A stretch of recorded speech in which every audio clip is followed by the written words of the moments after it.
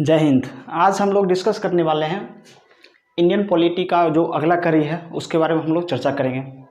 इससे पहले हम लोग ने संवैधानिक विकास देख लिया है, जो इंडियन कॉन्स्टिट्यूशन है उसका संवैधानिक विकास कैसे कैसे भारतीय संविधान का निर्माण हुआ। उसके बाद हम लोग देखते हैं भारतीय संविधान के अगले कड़ी में भारतीय संविधान के भाग, तो कितने भागों में बांटा गया है वो हम देखेंगे और कौन कौन भाग में क्या क्या अनुच्छेद दिया है, क्या क्या प्रावधान है।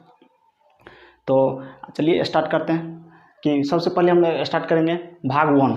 भाग वन में दिया हुआ है कि भारत जो है संघ और राज्य क्षेत्र, भारत के संघ और राज्य क्षेत्र के बारे में बताया गया है। भाग एक के बारे में, भाग एक में बताया गया है कि भारत जो है राज्य और उसके संघ राज्य क्षेत्र किसमें वर्णित है। भाग एक में, भाग एक में 4 अनुच्छेद दिया है, अनुच्छेद 1, 2, 3 और 4।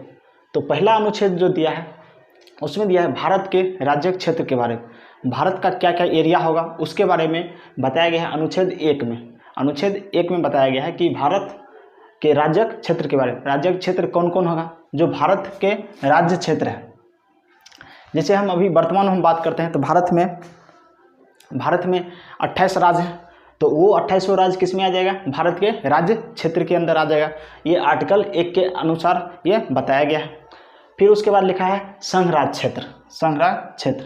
अभी वर्तमान में जब हम लोग बात करेंगे तो संघ राज्य क्षेत्र की संख्या भी कितनी है, 8 है, और ये हो गया 8। और उसके बाद आता है अर्जित किया गया क्षेत्र, अर्जित किया गया। भारत अगर विदेशों से कोई क्षेत्र अर्जित करता है तो वो आर्टिकल 1 के तहत अर्जित कर सकता है। ये किस में लिखा है, आर्टिकल 1 में लिखा है, भारतीय संविधान के आर्टिकल 1 में लिखा है। ये अर्जित क्या हुआ क्षेत्र, ये अर्जित क्षेत्र क्या होगा। मान लीजिए कि अगर पाकिस्तान का कोई एरिया भारत एक्वायर करता है, अपने अंदर ले लेता है, तो किस आर्टिकल के तहत लेगा, आर्टिकल 1 के तहत लेगा। अब हम चलते हैं आर्टिकल 2 के बारे में। आर्टिकल 2 में कहा गया है कि नए राज्यों का प्रवेश, नए राज्यों का प्रवेश या स्थापना। अब नए राज्यों का प्रवेश क्या होता है, जैसे कि आर्टिकल 1 के अनुसार दिया हुआ है कि भारत कोई क्षेत्र जो है विदेशों से एक्वायर करेगा, तो एक्वायर करने के बाद आर्टिकल 2 में वो पहुंच जाएगा। कहाँ पहुंच जाएगा, आर्टिकल 2 में। 1 में तो एक्वायर कर लिया, उसके बाद 2 में क्या करेगा, या वो एक्वायर किया गया जो भूमि है उस भूमि को वो राज्य में बना सकता है या संशासित प्रदेश बना सकता है। जैसे सिक्किम के साथ हुआ था, सिक्किम जब भारत में मिला था तो क्या हुआ, सिक्किम को पहले राज्य पहले केंद्रशासित प्रदेश बनाया गया, उसके बाद राज्य की मान्यता दी गई। तो आर्टिकल 2 के तहत कहा जाता है कि नए राज्यों का प्रवेश या स्थापना। अगर संसद जो है संविधान के आर्टिकल 2 के तहत क्या करेगी, नए राज्यों का प्रवेश करेगी या उसका स्थापना किया जाएगा। अब हम चलते हैं आर्टिकल 3 में। आर्टिकल 3 में दिया हुआ है कि नए राज्यों का निर्माण और वर्तमान राज्यों के क्षेत्रों, सीमाओं या नामों में परिवर्तन, क्षेत्रों और सीमाओं नामों में परिवर्तन। तो ये आर्टिकल 1 और 2, ये 2 चीज़ जो है ये कॉमन है आर्टिकल 1 और 2 में, क्योंकि जो अर्जित किया हुआ क्षेत्र है उसी को क्या बनाएगा, यहाँ नए राज्यों का प्रवेश होगा। लेकिन जो तीसरा आर्टिकल जो हम बात करते हैं वो कहता है कि नए राज्यों का निर्माण। देखिए यहाँ भी नए राज्यों का प्रवेश है और यहाँ क्या है, नए राज्यों का निर्माण। तो यहाँ नए राज्यों का निर्माण से तात्पर्य ये है कि भारत में जो राज्य पहले से उपस्थित है, जैसे हम बात करते हैं उत्तर प्रदेश से कौन बटा, उत्तराखंड, बिहार से कौन अलग हुआ, झारखंड। तो ये जो राज्य थे ये पहले से ही भारत में प्रेजेंट था।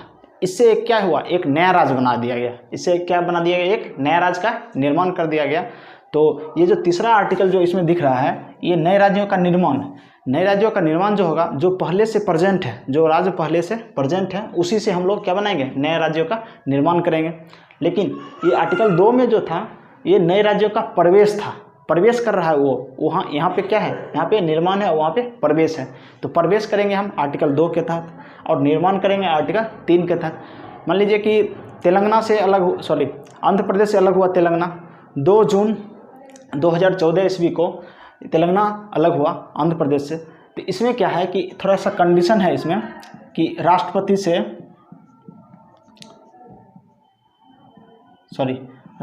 जो है अगर किसी भी राज्य को या 2 भागों में बांटना चाहती है संसद, या उस राज्य के नाम में परिवर्तन करना चाहती है, या उस राज्य की सीमा में परिवर्तन करना चाहती है, तो राष्ट्रपति जो होगा उस राज्य के विधानसभा से सहमति मांगेगा। राज्यसभा क्या होगा, उस राज्य के विधानसभा से सहमति मांगेगा। लेकिन राष्ट्रपति जो है ये सलाह जो है मांगने के लिए बाध्य नहीं है। मान लीजिए कि अगर कोई स्टेट जो है वो मना कर देता है, वो कहता है कि नहीं हमारे स्टेट में आप नाम का परिवर्तन नहीं कर सकते या हमारे स्टेट से एक दूसरा स्टेट नहीं बना सकते, तो राष्ट्रपति इस चीज़ को मानने के लिए बाध्य नहीं है, वो अपने विवेक के अनुसार काम करने के लिए हमेशा तैयार रहेंगे।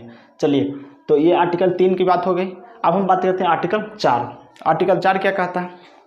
आर्टिकल 4 कहता है कि अनुच्छेद 2 और 3 को अनुच्छेद 368 के तहत नहीं देखा जाएगा। नहीं देखा जाएगा, इसका क्या मतलब हुआ कि आर्टिकल 368 क्या है? सबसे पहले हम ये देखेंगे कि आर्टिकल 368 है क्या। तो देखते हैं आर्टिकल 368 क्या कह रहा है। आर्टिकल 368 कह रहा है power of parliament to amend the constitution. Parliament का क्या शक्ति है जो किसी भी संविधान के किसी भी भाग को संशोधित कर सकती है। ये संविधान के द्वारा ही किसको दिया गया है? संसद को दिया गया है कि संसद जब चाहेगी तब संविधान में संशोधन कर सकती है। ये किस में लिखा है? आर्टिकल 368 में लिखा हुआ है कि संसद को ये शक्ति है, संसद को ये शक्ति प्राप्त है कि संविधान के किसी भी भाग में वो संशोधन कर सकती है। तो ये किस में लिखा है? 368 में लिखा है। तो यहाँ क्या बोला जा रहा है कि आर्टिकल 2 और आर्टिकल 3 को 368 के तहत नहीं देखा जाएगा। मतलब कि अगर भारत क्या करता है? नए राज्यों का प्रवेश करता है या जो राज्य पहले से उपस्थित है उस राज्य के नाम में परिवर्तन, उस राज्य के क्षेत्र में परिवर्तन, उस राज्य के सीमा में परिवर्तन अगर करता है तो वह संशोधन 368 जो है संविधान संशोधन में उसको काउंट नहीं किया जाएगा। ये किस में लिखा है? आर्टिकल 4 में लिखा है। तो हम लोग भाग 1 को पूरी तरह से समझ चुके हैं। भाग 1 में एक चीज़ और लिखा हुआ है कि भारत जो है राज्यों का तो संघ है ही, लेकिन भारत का 2 नाम की जिक्र है, एक तो भारत और दूसरा इंडिया। भारत तथा इंडिया नाम का जो जिक्र है वो भाग 1 में ही वर्णित है। ठीक है, अब हम नेक्स्ट चलते हैं। दूसरा भाग में दिया हुआ है कि नागरिकता के बारे में, सिटीजनशिप। पहला भाग हम लोग देख लिए कि भारत का कितना क्षेत्र होगा, क्षेत्र हम लोग देख लिए कि भारत का क्या क्या क्षेत्र होगा। अब उसके बाद हम देखते हैं कि नागरिकता, जो क्षेत्र में उपस्थित जनता है उसको हम नागरिकता कैसे देंगे। तो भारतीय संविधान निर्माताओं ने क्या किया? नागरिकता की प्रावधान क्या है? भाग 2 में भारतीय संविधान के भाग 2 में क्या है? नागरिकता का प्रावधान है। तो अब हम चलते हैं, जब भाग 2 की हम बात करते हैं तो भाग 2 में कितने आर्टिकल हैं? 5 से लेकर 11 आर्टिकल है। 7 आर्टिकल को हम लोग को पढ़ना है। किसमें? भाग 2 में। अब देखिए, भाग 1 में जब हम पढ़े थे 4 आर्टिकल है। याद कैसे करना है कि 4 आर्टिकल है? तो हम देखते हैं भारत का मैप यहाँ पे देख लेते हैं। भारत का मैप जो है, भारत को हम north east south west, 4 major direction कितने हैं? 4, ईस्ट वेस्ट नॉर्थ साउथ। तो 4 मेजर डायरेक्शन है। तो इसी तरह हम याद रखेंगे कि भारत क्या है? राज्यों का संघ है।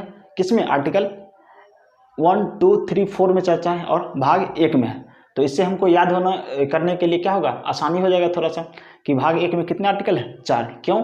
क्योंकि भारत क्या है? राज्य और संघ राज्य का क्षेत्र है। किसमें? भाग 1 में। तो अब हम चलते हैं भाग 2 के बारे में।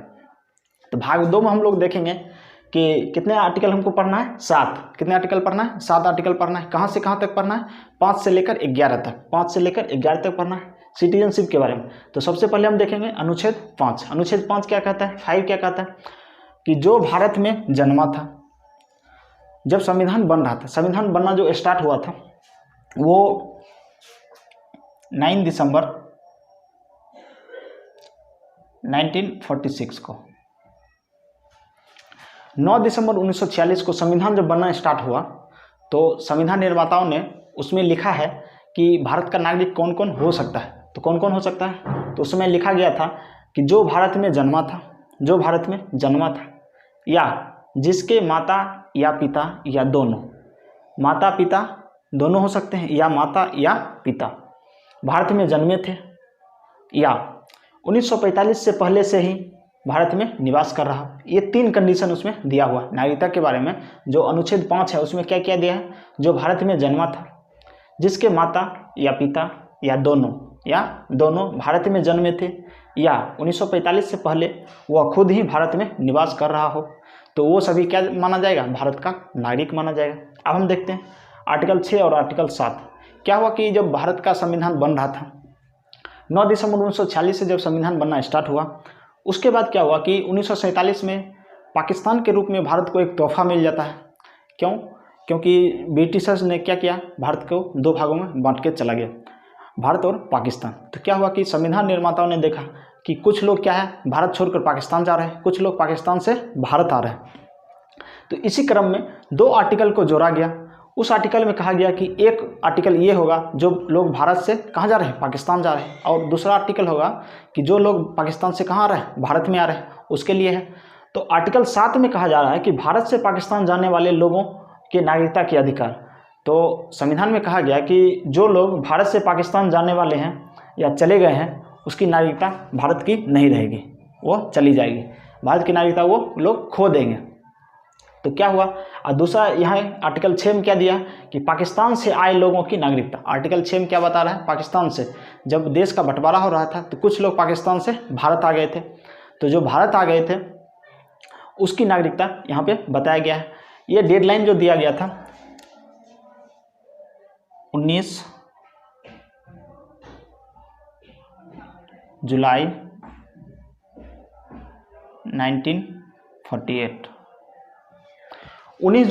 1948, 19 जुलाई 1948 जो डेडलाइन दिया हुआ है यहाँ पे।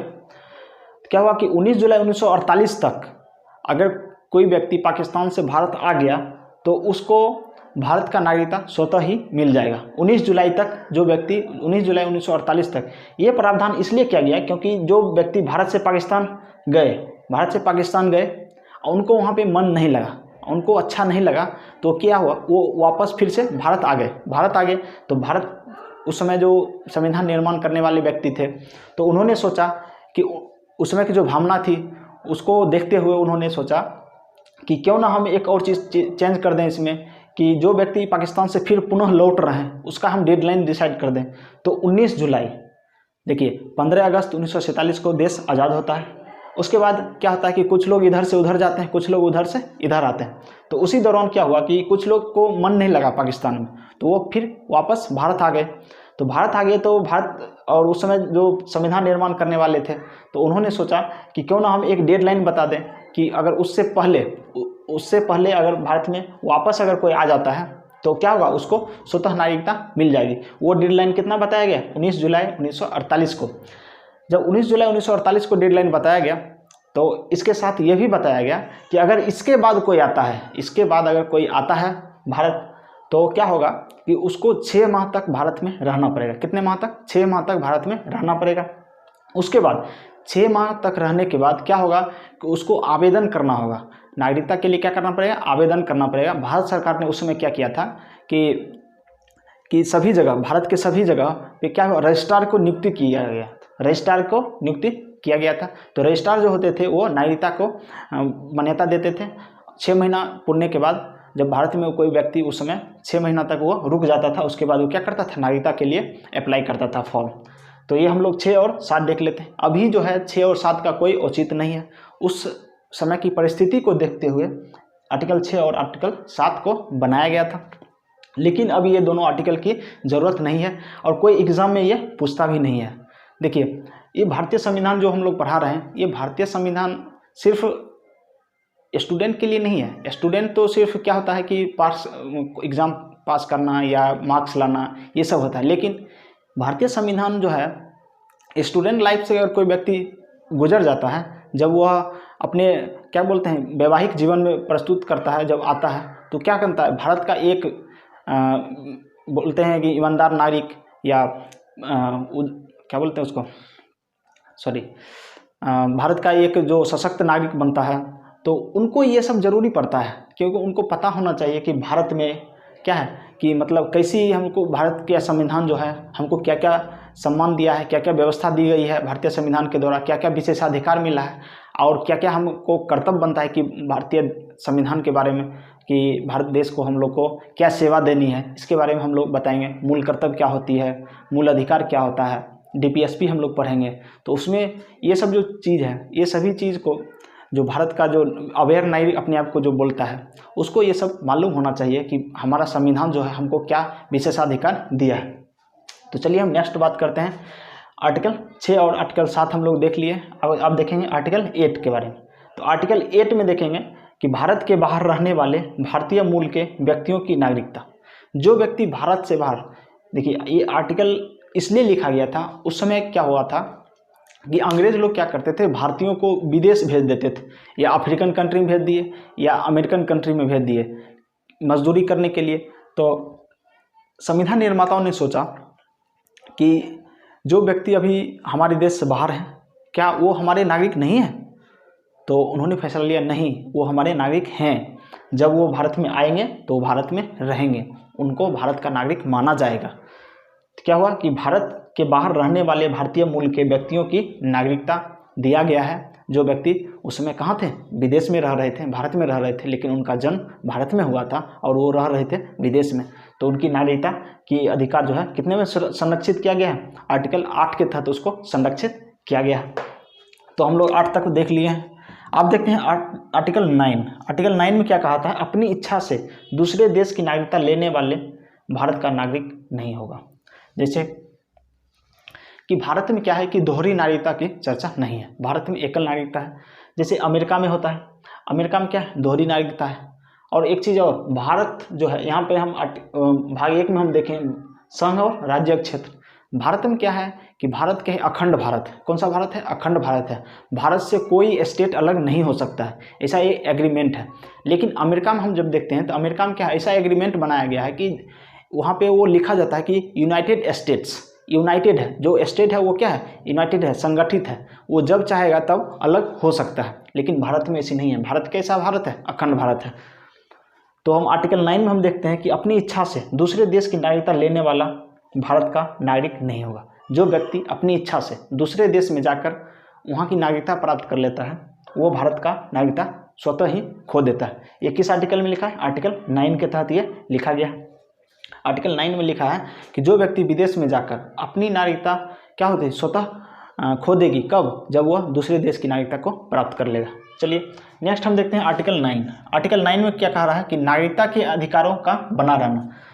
आर्टिकल 10 में कहता है, आर्टिकल 10, जैसे अभी कुछ दिन पहले एनआरसी सीएए की चर्चा जब चल रही थी तो उस समय कुछ लोग बोल रहे थे कि हमको मतलब नागरिकता के बारे में हम लोग को डॉक्यूमेंट मांगा जा रहा है कि आप भारत के नागरिक हैं या नहीं हैं, लेकिन ऐसा कुछ नहीं है। देखिए क्या होता है कि जब भारतीय नागरिक को एक बार नागरिकता मिल गई तो वह नागरिकता कभी ख़त्म नहीं की जा सकती है। सरकार जो है नागरिकता के बारे में संशोधन ला सकती है, नागरिकता को देने के लिए किसी दूसरे देशों के नागरिक को नागरिकता देने के लिए संशोधन कर सकती है, लेकिन वो जो जिस नागरिक को आप नागरिकता दे चुके हैं उस नागरिक को आप नागरिकता नहीं हटा सकते जब तक कि वो कोई मतलब देशद्रोही कुछ ऐसा काम ना कर दे या कुछ ऐसा देश के खिलाफ ना कर दे, तब तक उसको हम क्या कर सकते हैं, नागरिकता के अधिकार से हम वंचित नहीं कर सकते हैं। ऐसा किस आर्टिकल में लिखा है, आर्टिकल 10 में लिखा है कि आप किसी व्यक्ति की नागरिकता को रद्द नहीं कर सकते हैं। नागरिकता के अधिकारों का बना रहना मतलब एक बार जब मिल जाता है तो वो भारत का नागरिक वो सभी दिन के लिए बना रहता है। अब आते हैं आर्टिकल 11। आर्टिकल 11 क्या कहता है, आर्टिकल 11 कहता है कि संसद नागरिकता संबंधी कानूनों का विनियमन करेगी। तो आर्टिकल 11 जो कहता है कि संसद जो है समय समय पर नागरिकता से संबंधित कानून वो बनाती रहेगी, नागरिकता से संबंधित क्या हुआ, कानून बनाती रहेगी। जैसे अभी सीए एनआरसी आया था, उसी तरह क्या होता है कि आर्टिकल में दिया हुआ है, आर्टिकल 11 में दिया हुआ है कि संविधान के आर्टिकल 11 में कि संसद जो है समय समय पर जो नागरिकता के संशोधन विधेयक हैं उसको वो लाती रहेगी। तो ये संविधान का अधिकार है, संसद अपने मन से नहीं करती है, जो अधिकार दिया गया है उसका उपयोग करती है। तो आई होप आप ये समझ चुके होंगे कि आज हम भाग 1 और 2 को अच्छी तरह से हम लोग समझे हैं। तो फिर हम नेक्स्ट वीडियो में देखेंगे, भाग 3 से स्टार्ट करेंगे। तो आज हम देखें भाग 1 और 2 के बारे में। आर्टिकल हम लोग कितने पढ़ लिए, भाग 1 में 4 आर्टिकल और भाग 2 में 7 आर्टिकल, टोटल 11 आर्टिकल का आज हम लोग डिस्कस किए हैं। आशा करते हैं कि आप लोग को ये अच्छी तरह से समझ में आया होगा। आप लोग 1-2 बार रिवीजन करिए, 2-3 बार इसको वीडियो में रिवाइज करिए, देखिए इम्प्रूवमेंट होगा धीरे धीरे। क्योंकि ये आर्टिकल जो है अभी थोड़ा बोरिंग लगेगा, लेकिन जब हम लोग पहुँचेंगे किस में, जो मूल अधिकार में जब हम पहुँचेंगे, फंडामेंटल राइट और फंडामेंटल ड्यूटीज़ में जब पहुँचेंगे तो उधर आपको थोड़ा इंटरेस्ट बढ़ेगा। तो आशा करते हैं कि आप लोग को ये वीडियो अच्छा लगेगा। तो अभी क्या है कि कोरोना का माहौल चल रहा है, तो आप लोग घर में रहिए, सुरक्षित रहिए, अपने परिवार को और अपने आप को खुद को सुरक्षित रखिए। ज़रूरत पड़ने पर ही घर से बाहर निकलिए। मैं आप सभी से उम्मीद करता हूँ, आशा करता हूँ कि आप लोग सुरक्षित रहिएगा। तब तक के लिए जय हिंद। मिलते हैं नेक्स्ट वीडियो में।